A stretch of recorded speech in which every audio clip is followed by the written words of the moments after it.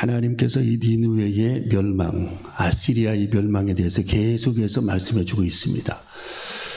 왜 이렇게 아수리의 그 죄악이 하나님의 대적이 되었는가? 하나님께서 대적으로 삼으면 오늘 여기 성경 5절에 만군의 여호와의 말씀에 내가 내 대적이 되어서, 하나님께서 사랑해 주겠다 그렇게 말씀해 주셔야 되는데 너의 적군이 되겠다. 하나님께서 그렇게 말씀하셨으면 인생이 끝난 거죠.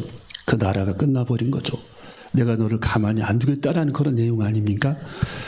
내가 내 대적이 되어서 내 치마를 걷어쳐 내 얼굴에 이르게 하고 내 벌거벗은 것을 열국에 보이며 내 부끄러운 것을 열방에 보일 것이요. 그러니까 쉽게 말하면 이 니느웨, 아시리아의 수도 그 니느웨가 멸망을 당할 것이고 아시리아가 멸망을 받게 될 것이고, 이 전쟁이 벌어지면 제가 지난 주에도 말씀을 드렸지만 나라의 모든 백성들이 수치를 당하는 거예요. 지금 그것을 설명하는 겁니다. 예, 여인들은 붙들려 가죠. 역사에 보면은 그 중국의 청나라의 지배를 받아가지고 해마다 그 아가씨들을 조공으로 바쳤잖아요. 160명씩 조공으로 바치고. 그래서 시골의 동네 찾아와가지고 정부에서 와가지고 여자아이들을 다 끌고 갑니다. 조공으로 바치기 위해서. 그럼 그 부모들이 피눈물을 흘렸어요. 피눈물을 흘리고 심지어는 조공으로 바치지 않기 위해서 아이들을 결혼을 12살, 13살 시켰어. 12살, 고른 시대 때. 또 몽골 땅에서 와가지고 애들 잡아갔죠. 몽골 1차 침입, 2차 침입, 3차 침입, 4차 침입, 5차 침입, 6차 침입까지 다 잡아가고. 이 엄마들이 그 아이들을 숨기기 위해서 애를 쓰고 또 조공으로 붙잡혀가지 않기 위해서 어린 애기를 머리 다 깎아가지고서 절에 보내고. 왜? 붙들어 가니까, 다 끌고 가니까. 우리나라만 그런 것이 아니라 그 라오스 이런 데도 그랬어요. 라오스, 베트남 이런 데도. 그래서 라오스 같은 데 산지 가보면은 지금도 할머니들이 얼굴을 처음 칼을 짜고내서 문신을 했어요. 왜? 전쟁이 벌어지면 다른 부족여가지고 여자애들을 끌고 가니까. 다 울다가 이걸 뭡니까? 문신을 얼굴에다가 다 집어넣어가지고 아주 막 흉악스럽게 그렇게 만들어가지고 끌고 가지 못하게. 그러니까 전쟁이 벌어지면은 모든 국민이 어려움을 당하는 거고, 청년들은 전쟁터로 끌려가고, 여자아이들은 위안부로 끌려가고, 노예로 끌고 가고, 또 백성들은 피난을 가야 되고, 먹는 것도 제대로 먹지 못하고, 얼마나 그런 고통에 시달리는지 몰라. 지금 하나님께서 이 니느웨에게 그런 걸 경고하는 겁니다. 너는 요나의 전도를 듣고 너희들이 회개해서 100년간 봐줬지만 너희들은 지금 나가서 식민지를, 나라를 다 식민지로 삼고 사람들을 학대하고 그들을 칼로 죽이고 창으로 죽이고 온갖 죄를 다 저질렀으니 이제부터는 내가 네 대적이 되리라 하면서 니느웨의 멸망을 우리 하나님께서 경고하시면서 실제로 그 땅이 멸망을 당합니다. 여러분, 고고하게 발굴한 그 내용을 보면 성경에 나온 대로 티그리스 강이 범람을 하면서 니느웨 성이 무너진 부분도 있고, 또 지금 그 니느웨 성을, 이란의 니느웨 성을 이렇게 발굴해 보면은 그 시리아의 니느웨 성 발굴을 한 걸 보면은 이 니느웨 성에 불을 질러가지고 성이 함락이 돼가지고 불을 질러서 다 탄 흔적이 그대로 남아있고, 이 성경 역사의 흔적이 그대로 다 남아있는 거예요. 예언한 대로. 그래서 하나님의 대적이 돼서는 안 된다. 우리들이 인생을 살아갈 때에. 우리가 이 밤에 하나님께서 나를 어떻게 생각할까? 나는 하나님을 사랑하고 하나님도 나를 사랑하실까? 복음은 사랑인데 하나님의 사랑 안에 내가 머물러 있는 것이 복음이고, 하나님이 나를 사랑하시는 것이 복음인데 나는 주님의 복음 안에 머물러 있는가를 깊이 한번 우리들은 생각해 봐야 합니다. 그래서 우리가 인생을 살아가는데 이 하나님의 대적이 돼서는 안 되겠다. 철저하게 날마다 하나님의 사랑받는 성경 요한복음 3장 16절에 하나님의 세상을 이처럼 사랑하사 독생자를 주셨으니 누구든지 저를 믿는 자마다 멸망치 않고 영생을 얻게 하려 하심이니라. 그러니까 하나님의 그 사랑을 아는 게 복음이에요. 그리고 하나님의 사랑을 받는 게 복음입니다. 하나님의 사랑을 받고 내가 하나님을 사랑하면 모든 과정이 끝나는 거예요. 예. 그런데 이 성경의 원리를 모르는 많은 백성들이 하나님을 사랑할 줄 모르는 거예요. 회개하는 척하고 회개하지 않고, 돌이킨 것 같은데 돌이키지 않고, 믿는 것 같은데 믿지 않고, 그렇게 인생을 살아가면서 하나님을 사랑하지 않고 살아가는 것이 하나님의 대적이 되는 방법이죠. 여러분, 우리는 하나님의 대적이 되지 말아야 할 줄로 믿습니다. 그래서 날마다 철저하게 하나님의 사랑 안에 머물러 있어야 돼요. 여러분들을 주님이 사랑하십니다. 하나님의 자녀로 이미 삼아주셨어요. 우리를 하나님의 자녀로 인쳐주셨습니다. 내가 주의 말씀의 범주 안에 머물러 있는 한, 내가 하나님을 사랑하고 하나님 앞에 내 사랑을 고백하는 한, 그리고 하나님 말씀에 내가 순종하는 한, 나는 하나님의 사랑 안에 머물러 있는 사람이라는 겁니다. 여러분, 주님이 여러분들을 얼마나 사랑하시는지 자기 목숨을 대속물로 주기까지 우리를 사랑해 주신 분이 주님이십니다. 자기 목숨을 대속물로 주셨어요. 얼마나 하나님께서 우리를 사랑하셨으면. 그래서 요한복음 3장 16절에 하나님의 세상을 이처럼 사랑하사 그랬어요. 여러분이 자연계를 보면은 요즘에 가을날 얼마나 이게 짙고 아름답고 눈이 부시도록 이 자연계가 아름다운지 몰라요. 그걸 딱 두 글자로 사랑이라고 표현합니다. 사랑. 하나님의 사랑. 예. 하나님이 그렇게 멋진 자연을 주신 거예요. 예. 여러분, 미국 나사의 우주선이 달을 탐사를 하고 화성 땅을, 화성별이죠. 화성, 가까운 화성. 그걸 수십 바퀴를 탐사를 하고 허블 망원경을 확대해가지고 쫙 비춰보고, 심지어는 화성에 내려가지고 그 땅을 퍼와서 연구를 해보고 별짓을 다 하죠. 그런데도 그곳에는 과일 하나가 존재하지 않아요. 호박이 저기 뒤에 있는데 호박이 어디 있습니까? 사과 하나가 없어요. 풀 한 포기조차 없습니다. 흐르는 냇물도 없습니다. 물론 화성 땅을 파보니까 수분이 있다고 하는데 표면에는 아무 흔적이 없습니다. 여러분, 하나님이 세상을 이처럼 사랑하사 이 지구촌에는 새들이 날아다니고, 네, 강이 찬찬하게 흐르고 많은 물고기들이 살고, 각종 열매들, 채소들, 네, 과일, 먹거리가 풍성하고, 이것이 하나님께서 우리 지구촌을 사랑하셨던 그 사랑입니다. 하나님의 세상을 이처럼 사랑하사, 거기다가 플러스 독생자를 주셨으니, 예수님까지 보내주셨어요. 왜? 우리들을 구원하시기 위해. 이것이 하나님의 사랑이라는 거예요. 여러분, 사람들에게 복음이 뭐냐 물어보면 대답을 못합니다. 윤리 아닌가요? 올바른 거 아닌가요? 그렇게 설명을 해요. 전혀 그건 정답이 아닙니다. 여러분, 복음은 하나님께서 우리를 위해 이 땅에 오신 예수 그리스도의 사랑을 표현한 기쁜 소식이 복음입니다. 주님이 오신 것, 주님이 십자가를 나를 위해 지신 것, 사흘 만에 부활하셔서 천국길로 가는 길이 복음입니다. 여러분, 우리는 지금 복음 안에 거하고 있는 겁니다. 이것을 붙잡고 살아가는 것이 얼마나 큰 축복인지 몰라요. 복음의 축복.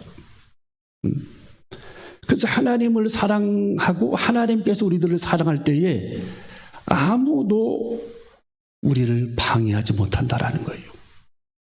이 세상의 권세자들도, 마귀들도, 공중의 권세 잡은 자도, 이 세상의 권력자도, 이 세상에 그 누구도 하나님과 나와의 영적 관계, 그 사랑의 관계를 끊을 수가 없다라고 말씀해 줍니다. 이것이 복음입니다. 나는 아직 부족한데요. 여러분 자녀들은 다 이해하는 거예요. 하나님께서. 하나님의 자녀가 된 사람들은 하나님께서 이미 자녀로 인정해 주셨으면 하나님께서는 그들에게 천국을 이미 상급으로 상속될 나라로 하나님께서 예비해 주신 것입니다. 이게 결론이에요. 자, 오늘 여기 성경을 한번 읽어보세요. 5절. 자, 읽어봅니다. 5절 시작.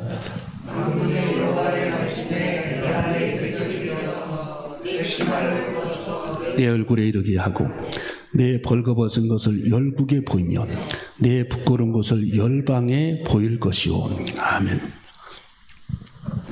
여러분, 하나님을 사랑하고 하나님의 이름을 부르는 자들은 하나님이 결코 그들을 외면하지 않습니다. 우리가 인생을 살다 실수도 하고 또 사람을 대할 때에 때로는 화도 내고 인생을 살아갈 때 여러 가지 부족한 면이 많이 있지만 하나님께서는 우리들의 믿음을 보시는 거지. 하나님의 자녀된 자들이 실수했다고 좀 허물이 있다고 그래서 하나님이 그들을 내치거나 버리시지 않아요. 여러분 하나님의 자녀가 되어야 할 줄로 믿습니다. 예수 그리스도를 영접한 사람들은 하나님의 자녀입니다. 그 하나님의 자녀가 되면 그들에게 허물이 있어도 하나님의 자녀고, 그들이 좀 부족해도 하나님의 자녀고, 그들이 좀 못 배워도 하나님의 자녀고, 그들이 좀 모자라도 하나님의 자녀고, 정말 그들이 능력이 없어도 하나님께서는 그들을 세상에서 가장 귀한 자녀로 삼으셨기 때문에 우리는 그 사랑 붙잡고 인생을 살아가는 것입니다. 여러분 하나님께서 여러분들을 하나님의 자녀로 인쳐주셨습니다. 여러분 자녀는 관계성이에요. 세상에 많은 자녀들이 있지만 여러분의 자녀가 아닌 사람들은 자녀가 아니잖아요. 정말 여러분들의 자녀만 여러분들의 자녀인 겁니다. 우리는 그들에게 일정 부분의 동정을 주지만 우리들이 그들을 데려다가 양육을 한다든지, 물론 우리들의 자식들의 자식이라면 할 수 있겠지만 아무도 모르는 사람을 누가 그렇게 합니까? 여러분 하나님은 하나님의 대적이 되는 사람들은 하나님을 원망하고 하나님을 대적하고 우상숭배하고 하나님의 사랑에서 떠난 자들을 말하는 거예요. 오늘 여기 성경 내가 내 대적이 된다라는 얘기는 너희들은 이미 떠났기 때문에 너희들에게 회개할 기회를 줬는데 회개하지 않고 돌아오지 않으니 100년 동안 돌아오지 않으니 또 너희들이 많은 학살과 함께 이방인들을 짓밟고 나라를 식민지로 삼아서 그들을 짓밟았기 때문에 나의 대적이 된다라는 뜻입니다.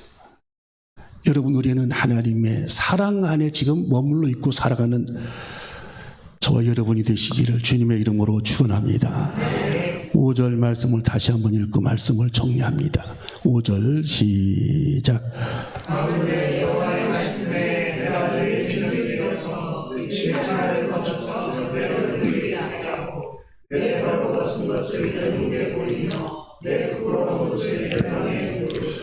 아멘. 노벨상을 받은 제2의 복음이라고 하는 책이 옛날에 나왔었죠. 그 책에 보면은 왜 이 책이 노벨상을 받았을까? 그 줄거리에 보면은 예수님께서 이제 제자들과 함께 길을 걸어가다가 다지셨습니다. 소설이에요. 노벨상 받은 소설. 그 예수님이 다리를 치료하시기 위해 집을 찾았는데 다 집이 없어 산골짜기니까 멀리 한 추막이 보입니다. 예수님께서 그 추막에 갔더니 창녀가 한 사람이 인사를 합니다. 창녀. 그 추막은 창녀촌이었던 거예요. 창녀들이 머물러 있으면서 손님 받는 거. 예수님이 그 집에 들어가셔서 내가 상처를 입었으니 내 발 좀 치료해달라 하니까 한 여인이 나왔는데 그 여인이 막달라 마리아였어요. 성경도 보면 이 막달라 마리아는 죄인이었다라고 나와 있죠. 근데 창녀라고 하는 그 개념은 아닐 수도 있습니다. 근데 그 이제 소설 쓴 사람이 그렇게 연결을 해서 죄인이었기 때문에 아마 그럴 것이다라고 쓴 거죠. 예수님께서 그 막달라 마리아에게 내 여기 오늘 밤 하루 묵을 수 있겠느냐. 왜냐하면은 해가 뉘엿뉘엿할 때 창녀 집에 들어왔기 때문에 사람들이 보게 되면 예수님을 오해할 수 있으니까, 제자들까지. 예수님이 그 집에 제자들과 함께 머물러 잠을 자게 됩니다. 그리고서 이제 아침 새벽에 사람들이 오해를 피하기 위해서 그 집에서 나와가지고 전도하러 계속 다니셨고, 한 열흘 있다가 다시 그 길로 지나게 됩니다. 예수님께서. 그러면서 그 집에 다시 가고 싶은 생각이 들어서, 예수님, 왜 이 여자가 나를 만나고 얼마나 많이 변했는가, 그것이 알고 싶은 거예요. 그래서 예수님께서 그 집에, 그 막달라 마리아 이 집에 들어가가지고 여러 가지로 고민을 합니다. 너 창녀 생활을 좀 정리했느냐? 이렇게 물어봐야 정상이잖아요. 또 예수님이 너 그런 생활을 계속하게 되면 너 저주를 받을 거야, 이렇게 말할 수도 있어요, 예수님께서. 근데 우리 예수님은 어떤 말을 할까 많이 고심을 해요. 왜? 상처를 주지 않기 위해서. 여러분, 사람의 말은 아가 다르고 오가 다른 거죠. 액센트만 올라가도 아이들은 화를 냈다고 생각합니다. 예수님은 가면서 많이 마음속에 고민을 하십니다. 이 여자가 정말 그 생활을 청산을 했는지, 창녀 나를 만나고 내 복음을 듣고 청산을 했는지, 그게 궁금한 거예요. 그러면서 우리 예수님이 그 집에 찾아가서 그 여인에게 이렇게 질문을 합니다. 요새도 손님들이 많이 오느냐? 이렇게 질문을 해요. 정제되고 정제된 그런 질문이죠. 그 책에 비평한 글에 보면은, 평론한 글에 보면은 비평이 아니라 사람들은 그 부분을 읽고서 많은 눈물을 흘렸다라는 거예요. 아, 우리 예수님은 정말 돌에 맞아야 할 그 여인도 우리 예수님께서는 끌어안고 그를 사랑하셔서 말 한마디도 조심스럽게 하시면서 하나님의 저주 이런 얘기 꺼내지 않고 요즘에 손님들이 많이 오느냐라고 질문했던 걸 보면 우리 예수님께서 얼마나 인간적이시고 얼마나 사람들을 아끼고 사랑하는가, 죄인까지. 많은 사람들이 그 부분을 읽고서 눈물을 흘린다라는 겁니다. 아, 우리 예수님은 사랑의 예수님이구나. 그 여자가 대답을 합니다. 요즘에는 제가 손님을 받지 않습니다. 예수님을 만난 이후로부터 저는 예수님을 사랑하게 됐습니다. 여자는요, 정말 마음에 받아들이고 한 사람을 존경하게 되면 그 사람을 끝까지 사랑하고 모든 것을 다 버릴 수 있습니다. 저는 이제 예수님을 따르는 제자가 되겠습니다 하고 그 생활을 청산하고 예수님을 따라 나서서 예수님이 십자가를 질 때 막달라 마리아가 그 밑에까지 와서 울며 앉아 있었다라는 겁니다. 그게 결론입니다. 여러분, 그것이 왜 제2의 복음입니까? 여러분, 복음이라고 하는 그 의미는 너희들이 하나님을 사랑해라, 그럼 벌써 그건 율법으로 출발하는 겁니다. 우리는 하나님의 사랑 안에 머물러 있다. 이것이 복음이에요. 하나님이 나를 사랑한다라고 하는 것이 복음입니다. 죄인임에도 불구하고, 정말 하나님 앞에 보잘것이 없는 그런 죄인임에도 불구하고 하나님은 나를 끌어안고, 이 막달라 마리아가 정말 죄악투성이 그런 여인이었는데 우리 예수님이 그를 끌어안고 제자로 삼으신 것은 그를 정죄했더라면 그는 돌아오지 않았을 겁니다. 여러분, 사람은 사람을 정죄하면 반감이 생겨서 더 어긋나는 겁니다. 사랑하고 용서하면 더 매달리고 더 위대한 사람이 되는 겁니다. 여러분, 성경에 집을 나간 탕자도 그랬죠. 너 왜 그래서, 왜 탕진해서 한마디 그런 말 하지 않아요. 오히려 잔치를 열어줍니다. 네가 돌아왔으니. 집을 나간 탕자, 호랑방탕, 술주정뱅이, 온갖 죄를 다 지었어요. 다 까먹고 빈털들에도 집에 돌아왔던 탕자도 날마다 대문을 열어놓고 등불을 두고 기다리시는 그 아버지, 그 아버지가 누굽니까? 하나님 아버지라는 겁니다. 예수 그리스도라는 거예요.